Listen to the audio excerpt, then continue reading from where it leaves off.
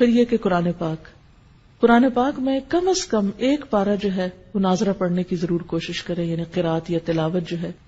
اور اس کے لیے بہترین وقت جو ہے وہ فجر کا ہے۔ اگر آپ صبح کے وقت اٹھتے ہیں تو سحری کے وقت میں 2 اہم کام کر سکتے ہیں۔ ایک تو استغفار کی کثرت، یعنی اس وقت کی تسبیح آپ استغفار کر لیں۔ آپ اگر اس وقت مزید نفل پڑھنے کا وقت نہیں ہے، سحری لگا رہے ہیں، کام کر رہے ہیں، گھر والوں کو جگا رہے ہیں اور کچھ نہ کچھ کام آپ کی ذمہ ہے،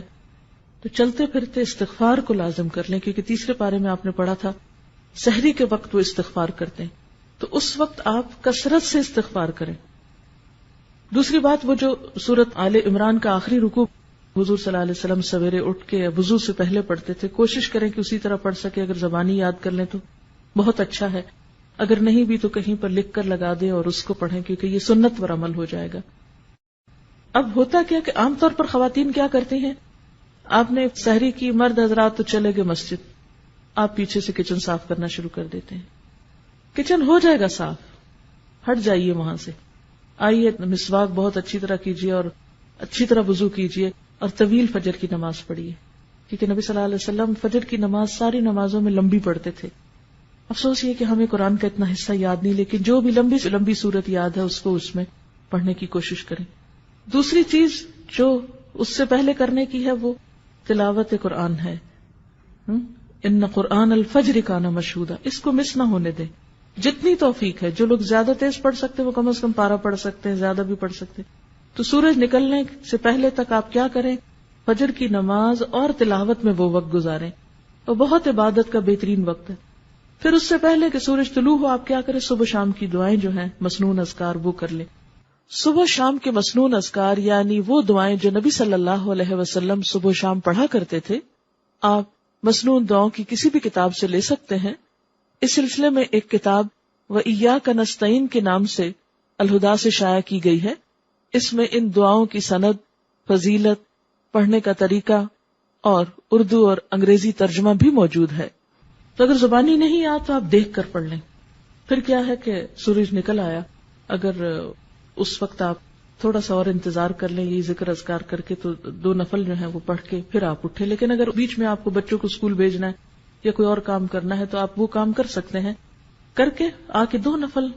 ضرور پڑھ لیں، کیونکہ وہ جو 2 نفل ہیں وہ دن بھر کے لیے کافی ہیں، آپ کو اللہ تعالیٰ بہت سے آپ کے کام اپنے ذمے لے لے گا۔ اس کے بعد پھر تھوڑی سی ہلکی سی دعا کر کے پھر آپ کچن میں چلے جائیں۔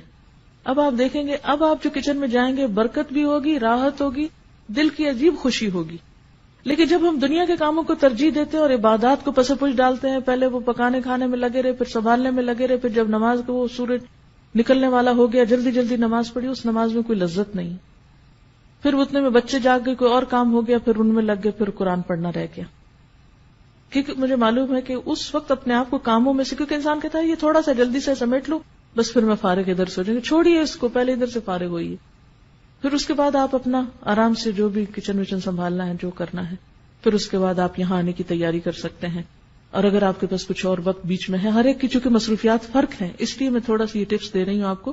ہو سکتا ہے آپ تو اس سے بہتر پروگرام رکھتے ہوں، لیکن شاید میرے جیسوں کو کچھ ضرورت ہو اپنے آپ کو روٹین میں اس طرح لانے کی، تو آپ کوئی کتاب پڑھ سکتے ہیں یا ذکر اذکار چلتے پھرتے کر سکتے ہیں، گھر کو سمیٹ سنبھال لیجئے، پھر آپ آ جائیے، پھر آپ یہاں قرآن پاک سنتے ہیں،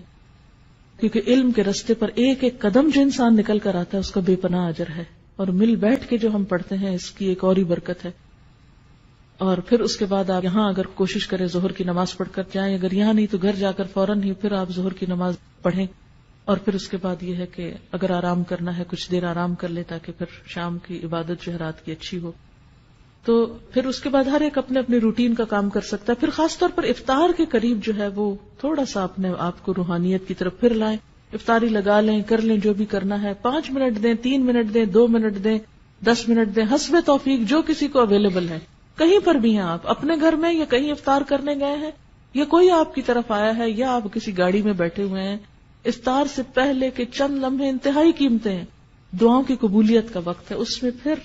دعا کی طرف رجوع کریں۔ اور جو دعاؤں کی کتاب جیسے قرآنی اور مسنون اذکار کی کتاب اگر آپ کے پاس ہو تو اس میں سے اگر آپ ساری پڑھ لیں تو پڑھ لیں، ساری نہیں پڑھ سکتے تو 5-7 پڑھ لیں، پھر اگلے دن اگلی 5-7، جتنا جس کو توفیق ہے۔ ہر ایک کے حالات ایک جیسے نہیں، کچھ کے بچے بہت چھوٹے ہوتے ہیں، کچھ لوگ ہر چیز سے فارغ ہوتے ہیں، اب جن کے پاس جتنی فراغت ہے اتنا ان کا حساب ہے، تو وہ اتنا زیادہ آپ توجہ ادھر کر لیں.